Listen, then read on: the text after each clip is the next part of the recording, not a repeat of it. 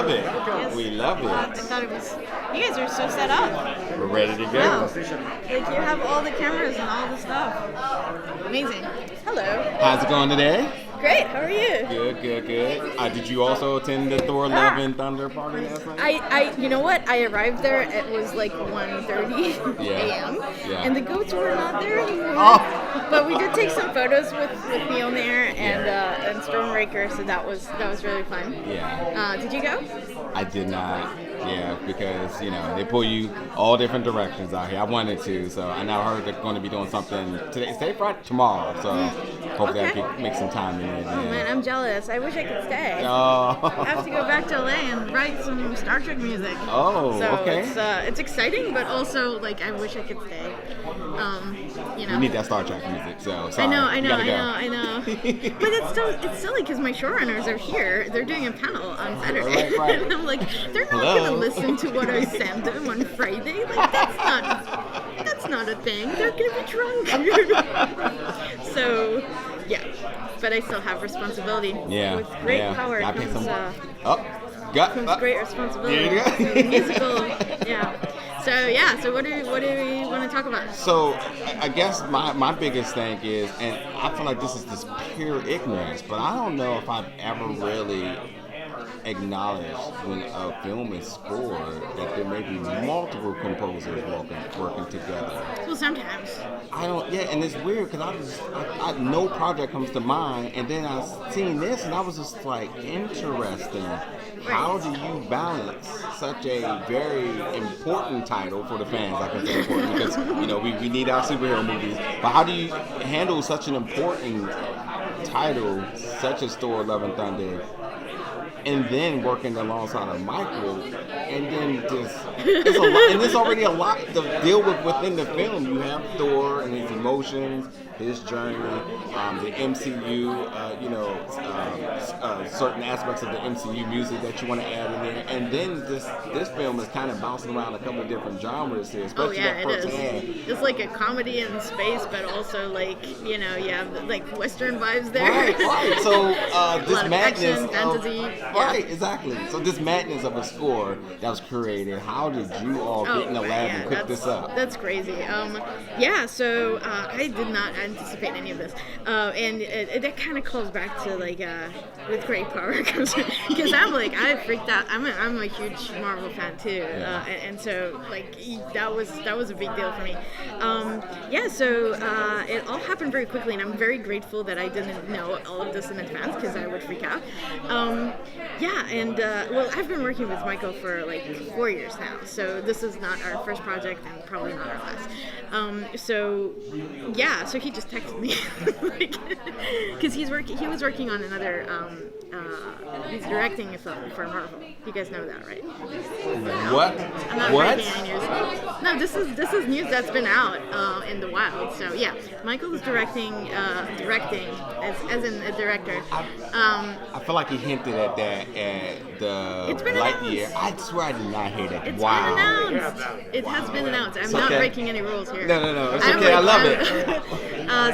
So he was shooting in Atlanta, and this is like Marvel's Halloween special. So he technically wasn't, around. Yeah. And so he asked me to help on some cues, and then that kind of evolved into like working on the film. How we cook it, I don't know. I mean, he basically did the concept, so when I came in, it was already kind of like, okay, this is what we're doing. Okay, I just have to like really learn very quickly what we're doing because there was like literally no time. I was listening to things that he did and looking at some scores and kind of, it was interesting to see some of the choices. I'm like, okay, I'm going to take the torch and continue. And so the collaboration was like it's kind of seamless at this point because we're just, I understand his visions and stuff. I understand his perspective, and he trusts me, which is a big deal of that. Like, because I'm like, I freak out. I'm like, how am I supposed to like? But the fact that he trusts me is a big, big push forward because I'm like, he thinks I'm going to make the right choices here, so I can do it, know, and so it really helps when someone else, like, you know, someone as big as Michael believes in you. Yeah. So yeah, and I'm really enjoying any collaborations that we do, you know, and I keep learning a lot. Yeah, I don't know, does that answer the question? I'm It not does. sure. And I love your confidence. I have a lot of confidence, yes, for sure.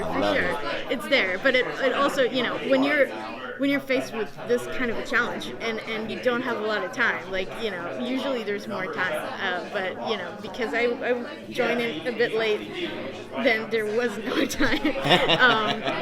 And some of the scenes had to be ready for, you know, from today to tomorrow, and we're talking about, like, things that are not, you know, just under dialogue, little right. 1 minute cue, but, you know, a 5-minute sequence where there's, like, a lot of things going on. Like, you know, there's Jane dealing with her, you know, remembering her mom, and then hitting the sink, and then, like, Valkyrie knocks on the door, and then they're, like, packing to go, and there's like, oh, a joke. Yeah. A joke. Yeah. Wait for the joke, and then do an action thing, and then they're flying off to, like, to Omnipotent City. So all that stuff, like, you know, and you really got to catch everything. Yeah. So, yeah, it's a lot.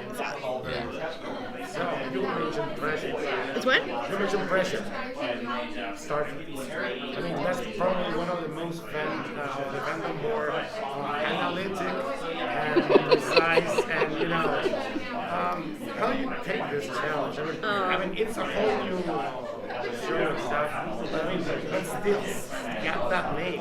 Well, yeah, It's still Trekkies. Star Trek, so. Trekkies are hard to please, but it helps that I'm a Trekkie, and so yes, I'm a big hardcore Trekkie. If any, you know, it's my biggest fandom. So I know the anatomy of music for Trek that have been written over the years. I know all the scores, like, you know, the original series, all the other shows, so TNG, Voyager, like, whatever, you know. And sometimes, like, we'll have a meeting. Like yesterday, we had a spotting session for Strange New Worlds Season 2, one of the episodes. And I'm like, they're doing a callback to Voyager here. And I'm like, I see what you're doing there. This is from, you know, I will not say what, but it was from Season 3 of Voyager. And I'm like, gotcha. And then the showrunner was like, like, you know.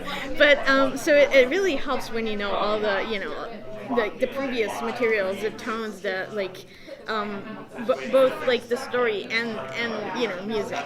So yeah, a lot of times I'll catch myself being like, okay, now, I mean, this is too far off. You want to do something that's closer to track, like, but how do you renew that? Like, how do you make that still, like, you know, a modern thing? Like, we're not shooting the original series, we're doing something else. So how do you do that? So yeah, it's a lot of trial and error. There's, like, a lot of, like, hey, what if I, you know, change the intervals here? Like, you know, I'm trying to, like, you know, even take the original fanfare and be like, okay, what variations can I do with that? Like, how can I play around with it and create something that feels new, but also has a little bit of a callback to, you know, to honor the original music. So yeah, Michael has done that too. So I mean, I kind of follow Michael's stuff, really. He's following me, really. But yeah. So yeah, I'm a big fan of the Michael scores. Yeah, it's like one of my dreams is to work with him on a Star Trek score. I hope That's that awesome. will happen. Oh, man. I hope so. Let's open a Kickstarter, make a new Star Wars. Oh man. Star Trek. Yeah. Yeah, I mean, Star Wars also, sign me up, but I think that will take a moment before I'm hired on that, especially that I work for the competition. Sure. How does it work when you come into, like, Thunder, and you now have to use more than one of the characters? You're not just working with Thor, you're also working with Guardian. How does that affect the work? Oh, the Guardians, that was a really fun scene, actually. Yeah, I was hoping there'll be more in the movie, actually, but yeah, well, basically the lead for the entire music is the perspective of Thor, right? We're following Thor's story, Thor's perspective. So even when he's spending time with them and there's this fight, you know, there are some elements that are more like, I guess driven by their character. Like you do have those strings are more like da, da, da, da, da. Like there's this excitement that you often feel when you watch the Guardians movies. So yeah, that was definitely a choice, an aware choice, let's say. And you have comments, like musical comments on their dialogue during that fight, and then later with Star-Lord, like all this conversation, like it's still though with Thor's perspective in mind all the time, like so it was actually using the love theme from Thor movie, not the Star-Lord stuff. So, but I love him. I wish he was more in the movie. Yeah, it was really fun to do it. I was like, sometimes I watch my screen. I'm like, I can't believe this is what I'm seeing right now. Like these amazing, the Chris Pratt is one of my favorites. Like, and Chris, I mean, all of them. The Chris's. The Chris's. Yes, I want the Chris's. Yeah. Whenever you're ready. Yes. All right. Okay. Switch. Sorry, guys. We're switching. How was your reaction with I don't know if you're a Ted Lasso fan, but how was your reaction to My reaction too? I don't know if you're a Ted Lasso fan, but how was your reaction if you are a Lasso fan when you saw Roy Kent? And what? Sorry. How was your reaction? I don't know if you're a Ted Lasso Hercules. fan. To Hercules. Oh! How was that? Oh my god, I screamed. Yes. I really hope they do like a whole, I mean, I don't know this, but I hope that it goes on, and I really want to work on that. Like, oh god. Oh, I'm a huge fan. He's very satisfying. He's, you just watch him on screen. Like, oh, yes, that was amazing. And you're going to be with people. All right. Thanks, guys. Thank you.